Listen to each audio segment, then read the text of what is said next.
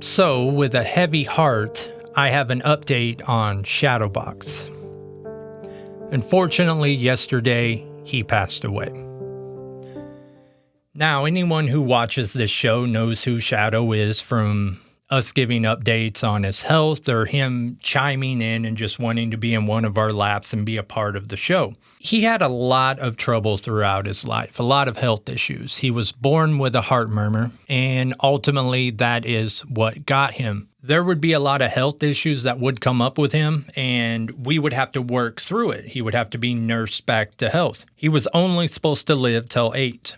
So when he was 8 years old, he started losing weight. He was just a 15, 20-pound dog. We'll throw a photo up, but he started losing about 3 pounds of weight a month. And vets would tell me either this is normal or you need to change the food or you need to do this. So I didn't really, this becomes the theme. I don't take no for an answer. So I went from vet to vet and then wound up at a specialist in Northwest Arkansas about 3 hours away. He told me there was a surgery he could do, would extend his life and get him back healthy. This is when he was 8. So the surgery was $3,000. And I can remember back then I didn't have any money. I winded up getting one of them payday loans for my truck, to be able to cover it, I believe. I may have gotten a bank loan. We ran down, we got that done, and it took weeks. They had to completely cut his abdomen open. It took weeks to nurse him back to health, but that effectively doubled his life. And then he was a happy dog. And then when he was 12, he started getting out of breath and just overall lethargic, and something wasn't right. So the vet I went to said, this is fine. So I went to a different vet for a second opinion. And that vet told me, hey, how long's he been on his heart murmur medicine? I said, well, he's not on it. And see, in order for the dog to get on it, their heart murmur is measured in, I believe, levels of 5. They have to be at a level 3, but you only have about a 6-month period. You have to get it on or get them on that right then. If you wait too long, the medicine won't work, and that's effectively it. So we caught it right at that end of that 6-month period, which effectively gave him an extra 3 years. Once again, everything was good. And then about 6 months ago, he went down hard. And once again, I don't know. Apparently being a vet is difficult because people have a lot of trouble. Couldn't figure out what it was, so I kept going back, and I'm like, I don't care if it's unorthodox, I don't care whatever, let's try something. So they winded up taking a blood sample from his neck and found out that it was like a form of a liver infection and pancreatitis. So at that point, we started giving him IVs here at home. Popped right back. That was like a bad week or two, and then everything was great. That was, 6 months ago. Fast forward to 2 days ago. He started having huge coughing fits and crying.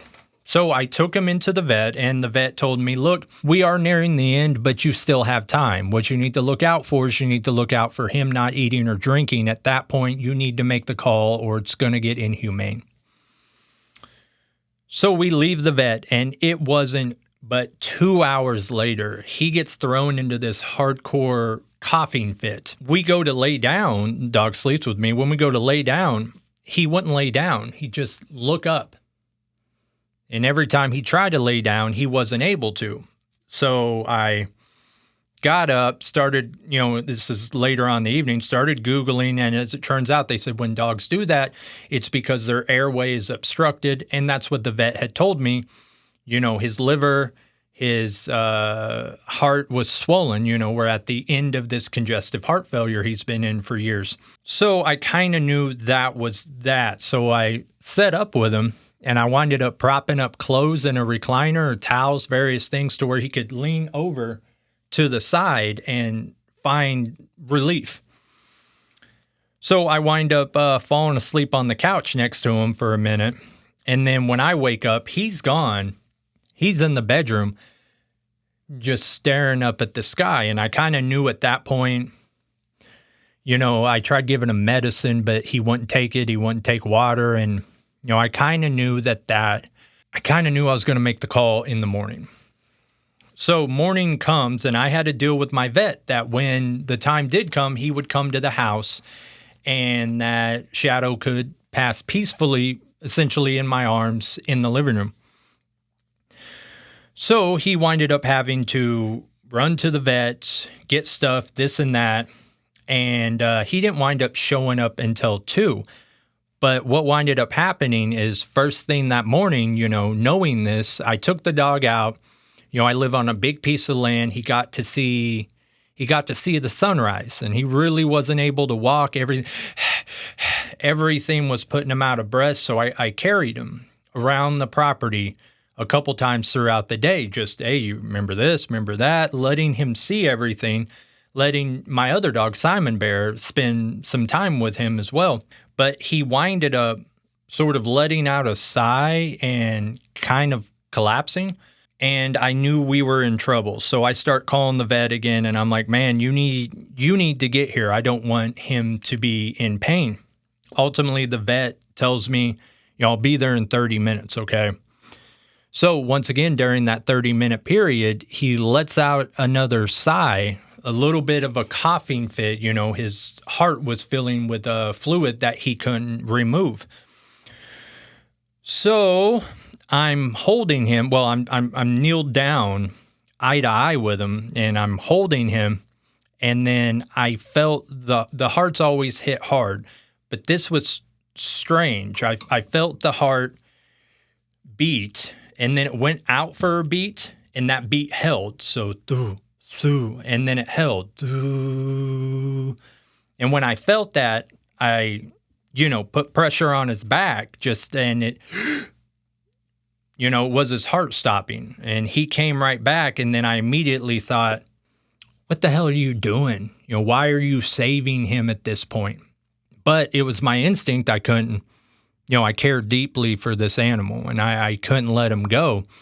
And then a couple minutes later, the same thing happens, and I'm rubbing his back, and I feel that heartbeat push out, hold, and then just grow fainter and fainter. I was pretty sure I knew he was gone, but I either didn't want to accept it or what have you. So I just sit there with him, holding him. About 10 minutes later, the vet shows up and checks him out and announces, it's over. And then me just being upset, about 2 minutes later, I'm like, check him again. Now, by this point, because we knew stuff was happening, we had already dug a hole in the front yard. So I had to do the very sad thing, which was take him out there and bury him.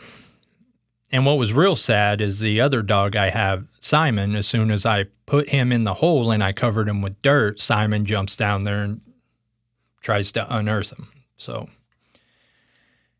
we had been planning this for a long time with all of his health stuff. So what we did was we buried him, and then we transplanted a redbud sapling, a tree sapling from another part of the property, planted that right on top of him. So as the tree grows, he will help the tree grow, and then the tree will become, part of him will be the tree, or at least that's my way of coping and understanding the situation.